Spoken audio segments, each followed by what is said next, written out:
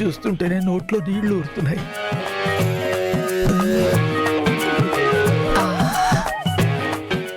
Dear, ఏంటి? మాకు నీకా? నువ్వు చేసిన దుర్మార్గానికి మొత్తం తిన్న తర్వాత వేలు కూడా నాకే ఛాన్స్ ఇవ్వను. ఇంత ఇష్టమైన ఐటమ్స్ కంటే ఎదురుగా పెట్టి మాకు పెట్టకుండా తిని కన్నీళ్లు పెట్టిస్తావా? మరి నువ్వు నన్ను ఏడిపించాలని చూస్తావా? అందుకే నీ రోగం ఇలా కుదురుస్తున్నాను. చూడు డియర్, మాకు పెట్టకుండా తింటే మాదిష్టే తగిలి నువ్వు తిన్నదంతా బొళ్ళు బొళ్ళున కక్కేస్తావు. జాగ్రత్త. పిల్లి శాపాలకి ఉడత ఊపులకి ఉట్లు చెట్లు పడిపోవు కాని అహనా పెళ్ళంటాలో కోటా శ్రీనివాసరావులాగా కట్టిన కోడిని చూస్తూ తిన్నట్టు నువ్వు మేం తింటుంటే చూసి సాటిస్ఫై అవ్వు. This is too much. షాడిజాన్ కూడా ఒక లిమిట్ ఉంటుంది. సాటిస్ఫాక్షన్ కూడా ఒక బ్రేక్ ఈవెన్ పాయింట్ ఉంటుంది. నైట్ ఏదో చేశారని అది మనసులో పెట్టుకొని మార్నింగ్ ఇలాంటి పనిష్మెంట్ ఇస్తావా?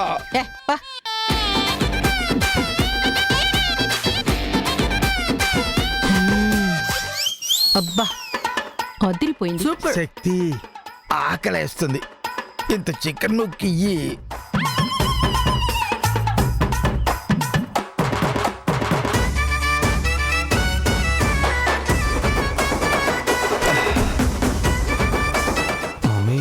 నాన్నకి పనిష్మెంట్ అంటే ఓకే, ఆయన ఫేక్ అంటే నిజమని నమ్మి జస్ట్ ఫాలో అయ్యా అంతే. నిజంగా నాకు దొంగతనం చేయలేం లేదు. ప్లీజ్ మమ్మీ, ఆకలిస్తుంది మమ్మీ. ఉదయం నుంచి ఏం తినలేదు. నో, ఆయన ప్లాన్ ని షేర్ చేసుకున్నావు కాబట్టి ఈ పనిష్మెంట్ ని కూడా షేర్ చేసుకోవాల్సిందే.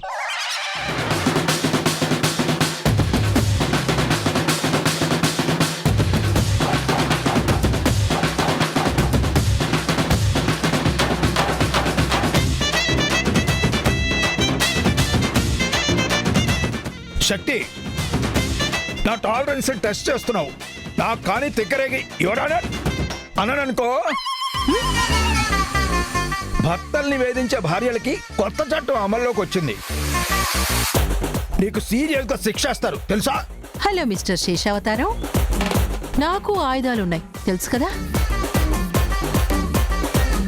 గ్రేత్యా సెక్షన్ 498, 498A, 415, 419. గృహహిత్యనా? అదేంటి? గృహహింస చట్టం. అది ఆడవాళ్లకి చుట్టం. నువ్వు ఈ జాయింట్లకు ఆశపడితే నీ జాయింట్లు విరక్కొడతాను. మూసుకొని కూర్చో. మేం తింటూ ఎంజాయ్ చేస్తాం, మీరు చూస్తూ సాటిస్ఫై అవ్వండి.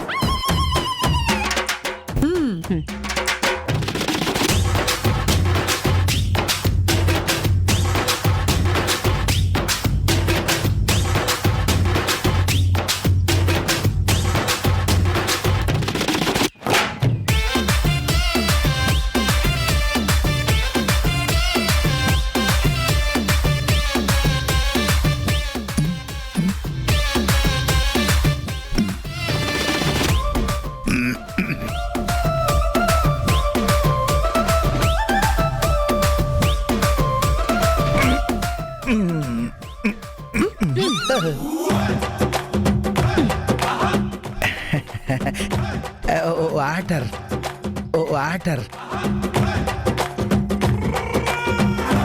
ఇంత పైశాచికత్వం మనుషులకి మంచిది కాదు. నా ఇంట్లో నా వాళ్ళయ్యుండి నా సొమ్మే దొంగతనం చేయాలని చూస్తారా? అది మంచిదా? మీరు చేసిన పనికి ఇదే కరెక్ట్ పనిష్మెంట్. తేను సౌమ్య,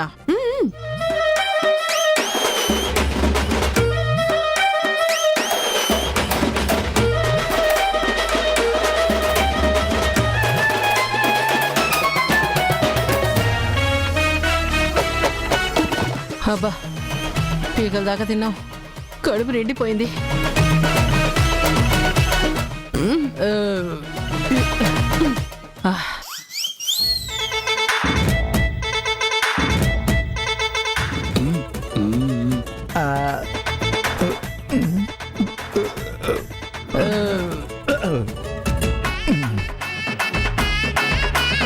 చూడండి, మేం బయటికి వెళ్తున్నాం.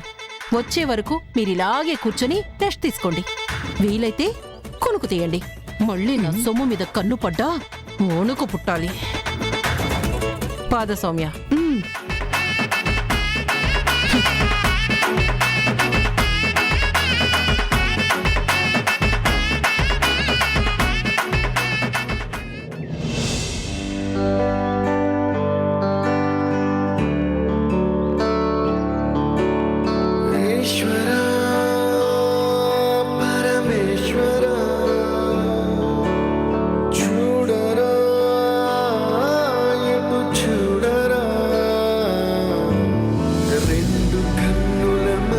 బ్రతుకును గుండె కన్నుతో చూడరా, ఎదుట పడని వేదనలను నుదుటి కన్నుతో చూడరా. ఈశ్వరా పరమేశ్వర, నా కూతురు, నా అల్లుడు, మనవళ్ళు, మనవరాళ్ళు అందరూ కలిసి సంతోషంగా ఉండబోతున్నారని ఆశపడ్డాను. కానీ నిరాశ మిగిలింది. దారి ఏదో తీరమేదో గమనమేదో పుణ్యం. చాలా బాధపడుతున్నట్టుంది. నేనిప్పుడు తనని చూస్తున్నట్టుగా చూస్తే ఇంకా బాధపడుతుందేమో. వాళ్ళు ఆ బాధ నుంచి బయటికి రావాలంటే నేనేం చేయాలో అర్థం కావడం లేదు. ఏదో మంటేదో లోకమెరుగని ప్రేమ కథని. డాక్టర్ గారు, ఎక్స్రే అంతా ఓకే కదా? Everything is all right. భయపడాల్సిన పనేం లేదు. చూడరా ఇటు చూడరా, ఈశ్వరా పరమేశ్వరా.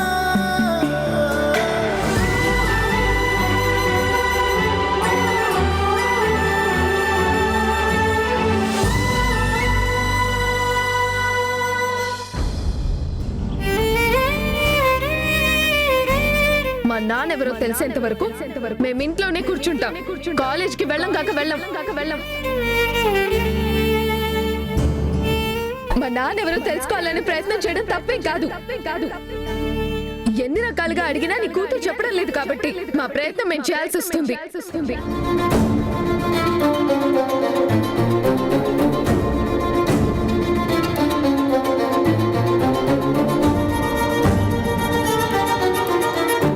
వెతకాలి, ఖచ్చితంగా ఈ సమస్యకి పరిష్కారం వెతకాలి.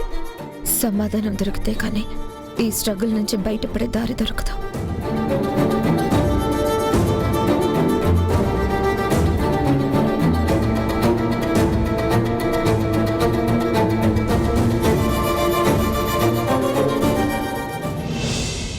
Follow the instructions. Take care. Okay sir. Shiva, ఏంటొదినా? నీతో ఒక విషయం మాట్లాడొచ్చా? అదేంటొదినా, మాట్లాడొచ్చా అంటావేంటి? ఏంటి విషయం? శివ, డిఎన్ఏ రిపోర్ట్స్ 2 సార్లు కూడా నెగిటివ్గా రావడం గురించి నేను చాలా సఫర్ అవుతున్నాను. ఆ రిజల్ట్స్ని నేను డైజెస్ట్ చేసుకోలేకపోతున్నాను. బాధ భరించలేకపోతున్నాను. ఎందుకు అలా వచ్చాయో అర్థం కాని పరిస్థితుల్లో సతమతమైపోతున్నాను. కారణం ఏంటో తెలియక నాలో నేనే నలిగిపోతున్నాను. శివ, నాకు ఆ రిపోర్ట్స్ మీద చాలా డౌట్స్ వస్తున్నాయి. నేను అదే ఆలోచిస్తున్నాను వదినా. శివ, మూడోసారి టెస్ట్ చేయించడానికి ఏమైనా వీలవుతుందా? నీకొచ్చిన డౌట్సే నాకు వచ్చే వదినా, కానీ ఆ ల్యాబ్ చాలా జెన్యూన్. 100% కరెక్ట్ రిజల్ట్స్ ఇస్తారు. కానీ ఎందుకో నా మనసు ఎందుకో ఆ రిజల్ట్స్ని ఒప్పుకోలేకపోతుంది. ఇది చిన్న విషయం కాదు కదా శివ, నాకు లైఫ్ అండ్ డెత్ క్వశ్చన్. నేను ప్రమాణ పూర్తిగా చెప్తున్నాను. అదేంటొదినా, నీ గురించి నాకు తెలీదా వదినా? కానీ 2 సార్లు నెగిటివ్గా వచ్చిందంటే నెగిటివ్ అన్నట్టే కదా. మళ్ళీ మళ్ళీ చేయించినా వేరేగా వస్తుందని నమ్మకం లేదు కదా. ఎవరి నమ్మకాలు ఏదైనా సరే నా మీద నాకు నమ్మకం కుదరడం లేదు శివ. ఆ రిజల్ట్స్ నా క్యారెక్టర్కే మచ్చ కదా. పాపం ఎరగకుండా తప్పుడు రిజల్ట్స్ ఎలా వస్తాయి? నాకెందుకో ఆ శక్తి మీద నాకు డౌట్ ఉంది. తనే ఏదో చేసిందన్న ప్రశ్న నన్ను వెంటాడుతుంది. ఆవిడ చాలా క్రిమినల్గా ఆలోచించే మనిషి. ఎవరినైనా ప్రలోభ పెట్టిందా, లేకపోతే ఏమైనా ప్రామిసులు చేసిందా, ట్యాంపరింగ్ చేసిందా అని ఇలా ఎన్నో ప్రశ్నలు నన్ను వేధిస్తున్నాయి. ఒకసారంటే అనుకోవచ్చు, కానీ రెండోసారి మనమందరం అక్కడే ఉన్నాం కదా, మన ఆధ్వర్యంలోనే కదా జరిగాయి. శివ, ఒక్కసారి మేనేజ్ చేసిన వాళ్ళు రెండోసారి కూడా మేనేజ్ చేయొచ్చు కదా. నేను దీనివల్ల చాలా డిస్టర్బ్ అయిపోతున్నాను శివ. డిప్రెషన్కి వెళ్తున్నాను. బ్రతుకు మీద ఆశ, బ్రతకాలన్న కోరిక కూడా చచ్చిపోతున్నాయి. వద్దుదినా, అలాంటి మాటలు మాట్లాడుకో. తొందరపాటు నిర్ణయాలు తీసుకోకు. కానీ 3వ సారి కూడా ఒకవేళ నెగిటివ్గా వస్తే నువ్వు తట్టుకోగలవా వదినా? నీకు ధైర్యం ఉంటే 3వ సారి చేయించడానికి నాకేం అభ్యంతరం లేదు. కానీ నాకు నీ గురించి వర్రీ వదినా. నువ్వు చెప్పింది కూడా నిజమే శివ. కానీ ఇది ఎలా జరిగిందో తెలుసుకోవడానికి వేరే దారి లేదు కదా. ప్రయత్నం చేస్తాను. ఈ బతుకు దరి చేరడానికి మరో దారుందేమో అని ఎదురు చూస్తాను. బాధ భరించలేక ఎవరితో చెప్పుకోవాలో అర్థం కాక సారీ, నేను నిన్ను ఇబ్బంది పెడుతున్నాను. సారీ శివ. అయ్యో వదినా, నువ్వు సారీ చెప్పడం ఏంటి? నీ బాధని నేను అర్థం చేసుకోగలను.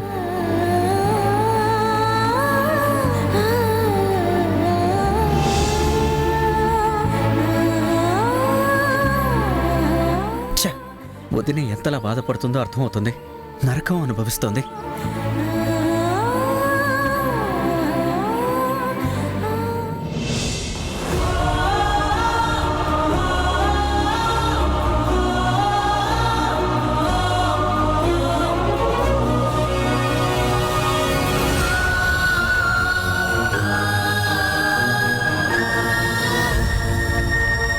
త్వరలో కాలేజీలో టెస్టులు ఉన్నాయి. రికార్డులు ప్రిపేర్ చేయాలి. కానీ మూడ్ ఆఫ్ అయిపోయింది. మన లైఫ్ టెస్ట్ రిజల్ట్ నన్ను బాగా డిస్టర్బ్ చేశాయి. ఎప్పుడు ఫస్ట్ వచ్చేదాన్ని, ఈసారి లాస్ట్లో నిలబడి లాస్ట్లో ఉండాల్సి వస్తుందేమో. ఇంకా లైఫ్ అంతా తలదించుకొని బ్రతకాల్సిందేనే మనం. అమ్మ ప్రామిస్ చేసింది కదా, ఖచ్చితంగా అమ్మ మన క్వశ్చన్స్కి ఆన్సర్ చేస్తుందక్క. నాకు నమ్మకం లేదురా. మన లైఫ్ ఇంకా క్వశ్చన్ మార్కే.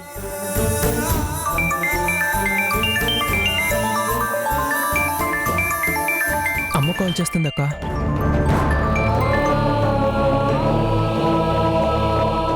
చెప్పమ్మా. చిన్న, అమ్మమ్మకి ఇప్పుడు బానే ఉందిరా. సలైన్ ఎక్కిస్తున్నారు. సాయంత్రానికి వచ్చేస్తా.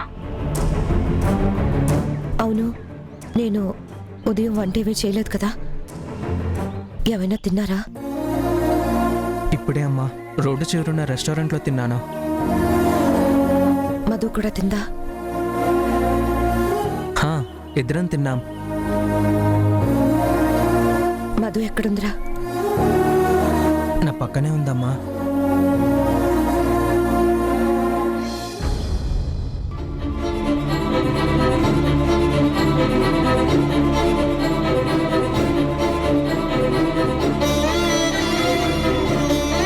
దానికి నా మీద కోపంగా ఉన్నట్టుంది.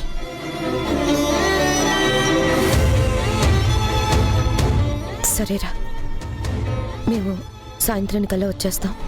మీ ఇద్దరు జాగ్రత్త. అలాగే.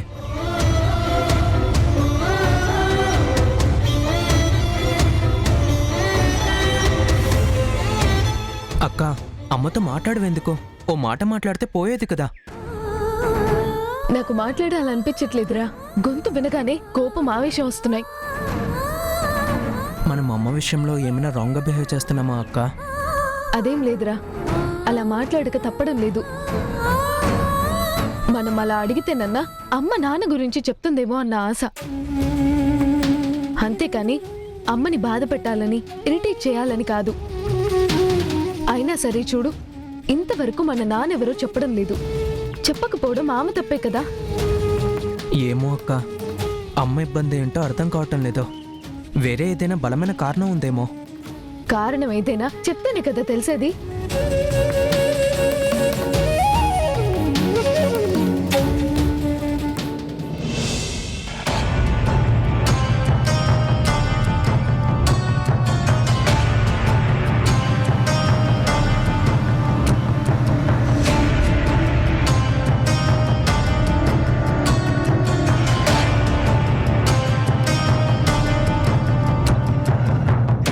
సౌమ్య, సౌమ్య కారాపు. ఎందుకు శక్తి?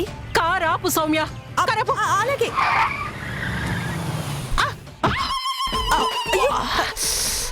తగిలిందా? తగలదా మరి? నీకు అసలు డ్రైవింగ్ వచ్చా? అసలు నీకు లైసెన్స్ ఇచ్చింది ఎవరు? ఇంత సడన్ గా బ్రేక్ వేయడం ఏంటి? నువ్వే కదా ఆపో ఆపో అని గట్టిగా అరిచావు. నేనేంటో అనుకుని సడన్ బ్రేక్ వేస్తాను. నేను సడన్ బ్రేక్ వేయమంది ఎందుకో తెలుసా? అడు చూడు.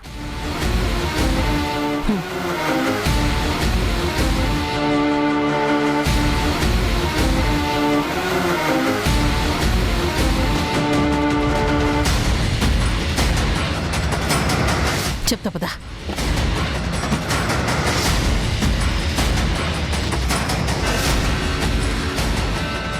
హలో,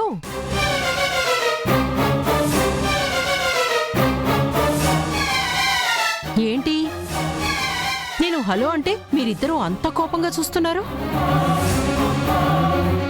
నేనేం మీ ఎనిమీని కాదు, మీ వెల్ విషర్నే. నేను మీ పార్టీనే. మీ బాధ అర్థం చేసుకొని మీ మీద జాలి చూపించేదాన్నే. నా ఆరాటం అంతా మీ ఫ్యూచర్ బాగుండాలనే. మిమ్మల్ని చూడగానే అయ్యో పాపం పిల్లలు అన్న ప్రేమతోనే కారు దిగి మీ దగ్గరకొచ్చాను. అవును, జనని ఏమైనా చెప్పిందా? మీ నాన్నెవరో, ఏం చేస్తుంటాడో వివరాలు ఏమైనా ఎక్స్ప్లెయిన్ చేసిందా? మీరు తప్పుగా అనుకోనంటే నేనొకటి చెప్పనా? మీ అమ్మ నా తమ్ముణ్ణి వదిలేశాక ఖచ్చితంగా వేరే వాళ్ళతో రిలేషన్ మెయింటైన్ చేసింది.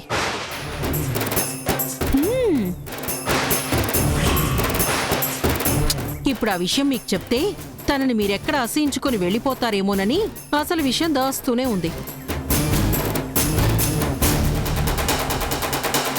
రిపోర్ట్స్ అంతా క్లియర్గా చెప్పాయి కదా. అయినా సరే మీకేదో నచ్చ చెప్పడానికి, సర్ది చెప్పడానికి ప్రయత్నం చేసి తన దగ్గరే పెట్టుకుంటుంది. అప్పుడు చెప్తా, ఇప్పుడు చెప్తా, టైం ఇవ్వండి అని కాలయాపన చేస్తుంది, కానీ చెప్పదు. మెల్లగా మరిపిస్తుంది, ఆ తర్వాత దాటేస్తుంది. కాలం గడిచే కొద్దీ విషయం అడుగున పడిపోతుంది. మీరు మళ్ళీ మామూలు లైఫ్లో పడిపోతారు. ఆవిడ ఈసారి ఏం చెప్పినా మేం వినం, చెప్పేదాకా వదలం. ఎలా చెప్పదో చూస్తాం. ఎలా మా అమ్మ దగ్గర నుంచి నిజం రాబట్టాలో మాకు తెలుసు. నువ్వు మాకు సలహాలు ఇవ్వాల్సిన అవసరం లేదు. అబ్బో,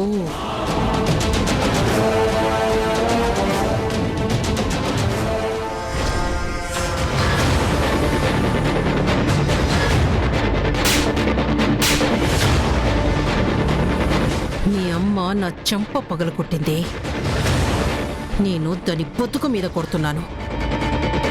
దాని బతుకు పతనం అయినప్పుడే నేను హ్యాపీగా ఉంటాను. నా మనశ్శాంతి దాని నాశనం మీద ఆధారపడింది. ఎందుకు ఆ పిల్లలతో నీకు? వాళ్ళ దారిన వాళ్ళు వెళ్ళిపోయారు కదా, వాళ్ళ తిప్పలేవో వాళ్ళు పడతారు.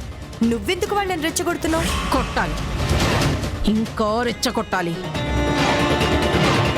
దాని బతుకు మీద ఎన్నిసార్లు ఎంత బలంగా కొట్టినా నాకు తృప్తి కలగదు. ఇల్లొదిలి వెళ్ళిపోయాం కదా, ప్రశాంతంగా ఉంటాంలే అనుకుంటుంది. కానీ నేను వదలను, వదిలే రకాన్ని కాదు. నిన్నే చెప్పాను కదా, ఇంకో దారి వెతకాలని. ఆ దారి ఈ పిల్లలే. వాళ్లతోనే దాన్ని చీకొట్టిస్తాను. వీళ్ళని దూరం చేస్తాను. చివరికి అది ఒంటరిదై పిచ్చి పట్టి రోడ్ల మీద వెర్రి కేకలు వేస్తూ తిరిగేలా చేస్తాను. ఈవిడ్ని చూస్తుంటే పుస్తకాల్లో చదివిన రాక్షసులు ఎలా ఉంటారో అర్థమవుతుంది. వామ్మో.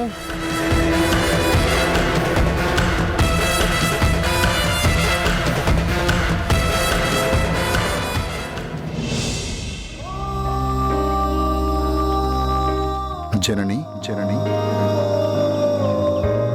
వదిలేస్తుంటే మొదలవుతుందే ఈ కథ, వద్దంటుంటే ముందుంటుందే ఆగదా, చెరిపేస్తుంటే తిరిగొస్తుందే నీ కథ, పరిగెడుతుంటే ఎదురొస్తుందే ఆగదా, దూరాల ముళ్ళు తెంచేదెలా, నీ జ్ఞాపకాలు మరిచేదెలా, కోపాల కిందే దాచాను బాధ, పై పైన సాగిపోయే అలా, వెళ్ళి పలకరించి తనెలా ఉందో అడిగితే కన్నీరు నిండే గుండెమో ఎండే. తప్పు ఒప్పో, అసలు నీ ఆలోచన ఏంటో చెప్పొద్దునా? నా శాంపిల్స్, మధు చిన్నాల శాంపిల్స్ ఒకసారి టెస్ట్ చేపిస్తే ఎలా ఉంటుందన్న ఒక ఆలోచన వచ్చింది.